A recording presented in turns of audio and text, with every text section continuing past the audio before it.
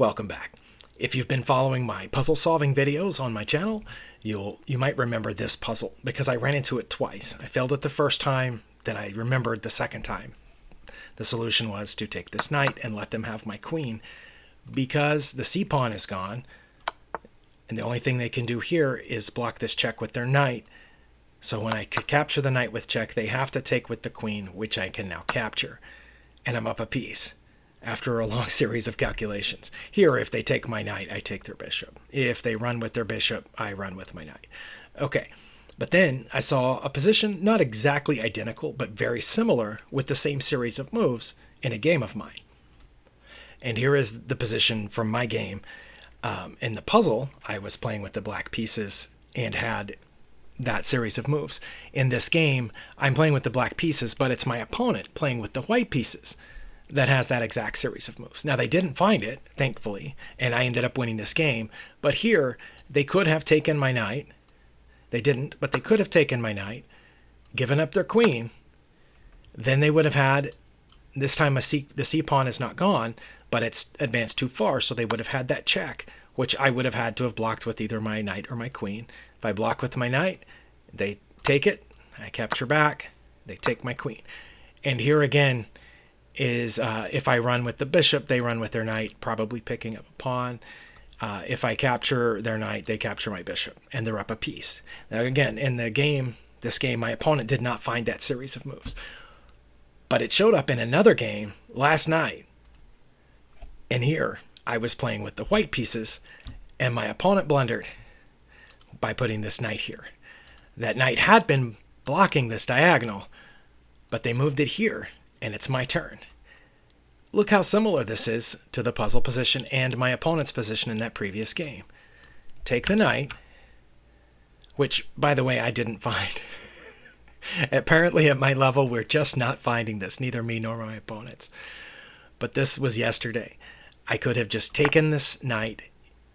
If they had taken my queen, again, the c-pawn is gone. So I check. The only thing they can block with is their queen or their knight, so they'll probably block with their knight. I'll take it. They have to capture. I take their queen. And now here, if they run away with their bishop, I run away with my knight. If they take my knight, I take their bishop. So basically the same exact position, or the same exact sequence of moves, but not the same exact position. Backing up to the blunder here, in this one, unlike in my previous game that I just showed in the previous video too, the c-pawn is gone completely. Also, like the previous game, but not like the puzzle, the player that has this sequence of moves is playing with the white pieces. But it has to do with a couple of things.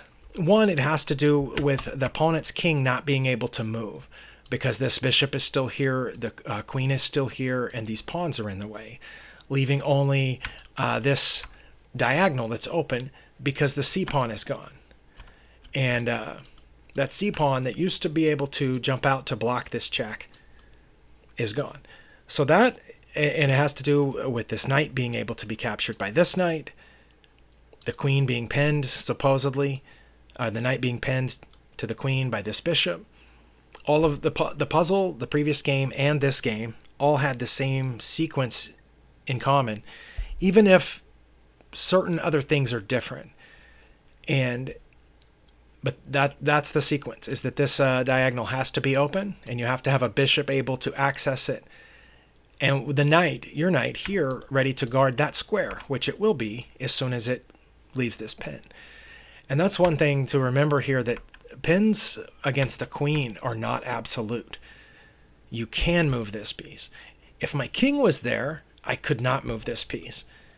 And so I think maybe I need to remember that sometimes it's okay to look. What could happen if I did move this piece? Because I can, legally.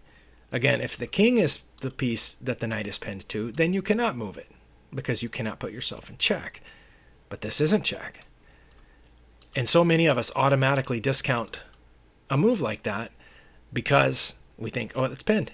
I can't move that knight until I either get my bishop here or I get a knight here. I move my queen out of the way perhaps, but I'm not going to move my queen here because of this. But anyway, There is probably a name for this position. I don't know what it is. Maybe one of the more educated players in my audience can let me know.